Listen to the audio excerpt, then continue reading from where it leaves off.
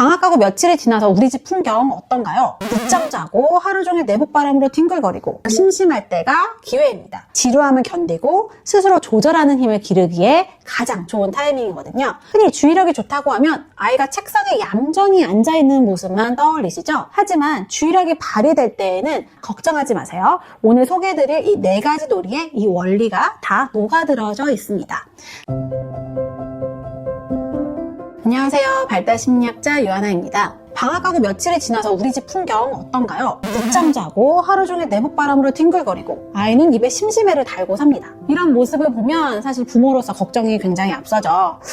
우리 애 너무 풀어지는 거 아닐까? 이러다가 개학하고 바빠지면 힘들어할 텐데 하는 걱정이 듭니다. 그런데 오히려 지금처럼 시간이 많고 심심할 때가 기회입니다. 지루함을 견디고 스스로 조절하는 힘을 기르기에 가장 좋은 타이밍이거든요. 오늘은 무료한 방학을 알차게 보낼 수 있는 주의력 기르기 4가지 활동을 소개해드리겠습니다. 흔히 주의력이 좋다고 하면 아이가 책상에 얌전히 앉아있는 모습만 떠올리시죠? 하지만 주의력이 발휘될 때에는 사실 여러 가지 인지적 활동이 머릿속에서 바쁘게 일어납니다. 자, 아이가 공부하는 순간을 한번 상상해 봅시다. 옆에서 친구가 속삭이는 소리가 들려도 이걸 쳐내고, 눈에 다른 장난감이 들어도 쳐내고, 책 내용만 보는 힘, 바로 선택적 주의력이 필요합니다. 또 공부하다 보면 친구랑 톡하고 싶고 간식도 먹고 싶죠? 지금 올라오는 이 충동을 꾹 참아내고 공부를 하는 게 바로 악기 통제 능력입니다. 또 재밌게 놀다가도 공부 시간이다 라고 하면 아쉬운 마음을 끊고 내 주의를 놀잇감에서 아니면 놀이에서 책상으로 돌려야 돼요. 이게 바로 주의전환 능력입니다. 그리고 선생님 설명을 듣고 그걸 받아 적으려면 들었던 정보를 머릿속에 꽉 쥐고 있어야겠죠? 이게 바로 작업기억 능력입니다. 그리고 마지막으로 가장 중요한 게 이 힘들고 지루한 과정을 5분이 아니라 10분, 15분, 30분 1시간 동안 놓지 않고 끝까지 유지하는 힘, 바로 지속주의력이 있어야 숙제가 끝나고 공부가 끝나는 겁니다. 이런 여러 능력 중에 하나만 삐그덕거려도 아이는 산만해질 수밖에 없어요. 이 여러 가지 활동들이 굉장히 복잡해 보이지만 걱정하지 마세요. 오늘 소개해드릴 이 4가지 놀이에 이 원리가 다 녹아들어져 있습니다.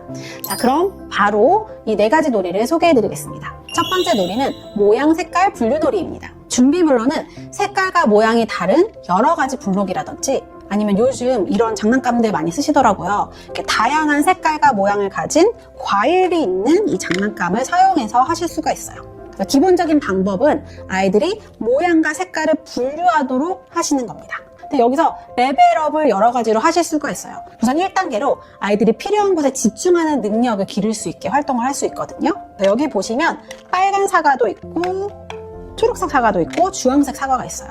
이때 엄마가 어떤 규칙을 알려주는 거예요. 자, 이제부터 빨간색만 골라보자 라고 하는 거죠. 그러면 이때 아이가 모양은 무시하고 색깔 속성에만 주의 집중을 해서 빨간색들을 골라서 분류를 하는 겁니다. 이걸 통해서 필요한 곳, 즉 색깔에만 집중하는 능력을 기를 수가 있어요. 자, 이번에는 한 단계 레벨업을 해서 아이들이 주의 전환을 하실 수 있게 도와줄 수 있는데요. 엄마가 자, 이제 규칙을 변경한다. 이제 색깔은 상관없고 바나나 모양, 사과 모양만 한번 모아보자 라고 변경을 시켜주시는 거예요. 이렇게 되면 원래는 색깔이라는 속성에만 집중했던 아이들의 주의가 이번에는 모양으로 전환이 되게 됩니다. 이렇게 주의를 자연스럽게 전환하는 능력을 기를 수가 있게 되는 거예요.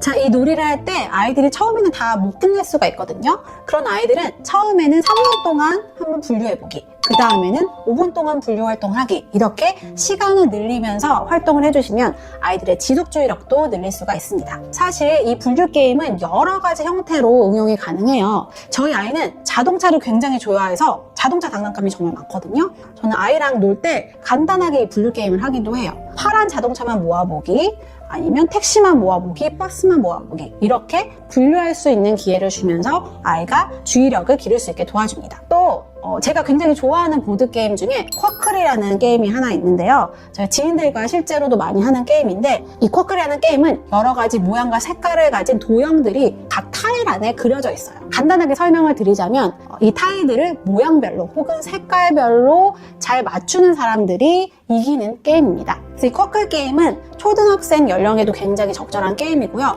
만약에 아이가 이 쿼클 게임을 하기가 너무 어려우면 사실 이 쿼클 타일을 가지고 분류하기 게임을 하실 수도 있어요. 자, 두 번째는 시장보기 놀이인데요. 이 놀이는 작업 기억, 자기가 하고 싶은 활동을 위해서 머릿속에 정보를 쥐고 있는 힘을 늘릴 수 있는 놀이입니다. 엄마 말을 듣고도 까먹었다 자주 말하는 아이, 이 아이들에게 이 놀이가 굉장히 효과적일 수가 있어요. 놀이 방법은 크게 두 가지로 나누는데요. 집에서 하는 버전이 있고 또 실제로 마트에 가서 하는 실전 버전이 있습니다. 우선 집에서 하는 버전, 마트놀이 버전에 대해서 설명을 드릴게요. 준비물은 과일이나 채소 모형의 장난감이나 소꿉놀이 장난감입니다. 이게 없어도 괜찮아요. 그냥 종이에다가 과일이나 채소를 그려서 하실 수도 있습니다. 이 놀이를 하실 때 단계별로 아이의 작업 기억 능력을 훈련시킬 수가 있는데요. 우선 첫 번째 단계, 가장 쉬운 단계인데 아이에게 사과, 배, 포도 사오세요. 이렇게 3개 단어를 기억하는 훈련을 하는 겁니다. 이렇게 엄마가 말하는 것을 아이가 기억하면서 작업 기억 능력을 향상시킬 수가 있습니다. 두 번째 단계는 조금 더 어려워요. 아이가 이 첫 번째 단계에 성공을 하면 이번에는 개수를 4개, 5개, 6개로 늘리는 겁니다. 자, 이번에는 포도, 수박, 딸기, 배, 사과를 사오세요. 이렇게 말이죠. 그리고 3단계는 조금 더 어렵게 아이가 머릿속에서 정보를 조작하는 능력을 기를 수 있게 도와주는 겁니다. 자, 이번에 사과, 배, 포도 중에 배는 빼고 사오세요 라고 말을 하면서 머릿속에서 정보를 수정할 수 있도록 도와주는 거죠. 아니면 사과, 배, 포도를 거꾸로 말하면서 사오세요 라고 새로운 지시를 줘서 머릿속에서 정보를 재배치할 수 있는 능력을 길러주는 겁니다. 이런 활동들을 하면서 아이는 자연스럽게 노는 상황에서 머릿속의 정보를 기억하는 작업 기억 능력을 기를 수가 있습니다. 두 번째는 마트에서 실전으로 시장놀이를 하는 거예요. 예를 들어서 아이에게 미션을 주는 거죠. 자, 엄마는 고기를 고를 테니까 네가 두부, 콩나물, 파 3가지만 찾아올래? 이렇게 말이죠. 자, 이때 아이는 엄마가 지시한 내용을 수행하면서 주변에 맛있는 과자를 사고 싶은 그 유혹을 뿌리치고 미션에 집중을 하게 되는데요. 바로 억제 통제 능력을 기를 수가 있고요. 또 과자에 기울일 수 있는 나의 주의를 엄마가 말한 그 3가지 물건에 기울이면서 선택적 주의력도 기울일 수 있게 됩니다. 그리고 이 3가지 사물을 기억해서 실제로 수행을 하면서 작업 기억 능력도 기를 수가 있어요. 자, 세 번째는 하고 싶은 대로 하려는 본능을 멈추는 연습을 하는 브레이크 놀이인데요. 사실 여러분들이 많이 알고 있는 아이들이 하는 놀이들 중에 억제 통제 능력을 기를 수 있는 놀이들이 굉장히 많아요. 예를 들어서 그대로 멈춰라라는 노래에 맞춰서 춤을 추는 거, 또 청기백기 놀이도 아시죠? 또 무궁화꽃이 피었습니다 라는 놀이도 아시잖아요. 이것들이 다 아이들이 하고 싶은 대로 움직이고 생각하려는 본능을 멈추고 규칙에 따라서 자신의 주의를 조절할 수 있게 도와주는 놀이들입니다. 첫 번째는 워밍업으로 그대로 멈춰라라는 노래에 맞춰서 아이가 신나게 춤을 추다가 음악이 멈추면 동작 그만 이렇게 몸을 멈추는 훈련을 하면서 대근육을 억제하는 훈련을 할 수가 있어요. 그리고 두 번째로는 이제 본 게임으로 청기백기 게임을 하는 겁니다. 그래서 잘 아시다시피 가장 기본적인 방법은 청기 올려, 백기 내려 이 지시에 맞춰서 행동을 하는 거고요. 좀 더 고급 버전은 청기 올리지 말고 백기 내려 이렇게 부정어를 처리하는 능력을 기르는 거고, 또 세 번째는 이제 가라사대 게임을 접목을 시켜서 앞에 가라사대라는 말이 붙을 때에만 아이가 움직이는 겁니다. 이렇게 여러 가지 지시를 수행하는 과정에서 아이들이 자기가 하고 싶은 대로 하려는 본능을 멈추고 지시대로 움직이면서 자기 조절을 하고 주의력을 기를 수가 있어요. 네 번째는 낮과 방 게임입니다. 놀이 방법은 굉장히 간단한데요. 우선 해 그림과 달 그림을 준비하게 하고요. 아이에게 해 그림을 보면 낮이라고 외치고 달 그림을 보면 밤이라고 외치게 하세요. 여기까지는 굉장히 간단하죠? 이건 그냥 워밍업입니다. 본격적인 게임은 아이에게 반대로 말하도록 시킬 때 시작합니다. 즉, 해를 보면서 밤이라고 외치고 달을 보면 낮이라고 외치는 거죠. 그래서 이 놀이는 눈에 보이는 정보, 해라는 그림, 달이라는 그림, 이 정보를 억제하고 규칙을 뒤집어서 해를 볼 때는 밤이라고 반대로 말하고 달을 볼 때는 낮이라고 반대를 말하게 하도록 아이들에게 지시를 함으로써 고차원적인 인지 능력을 길러주는 게임입니다.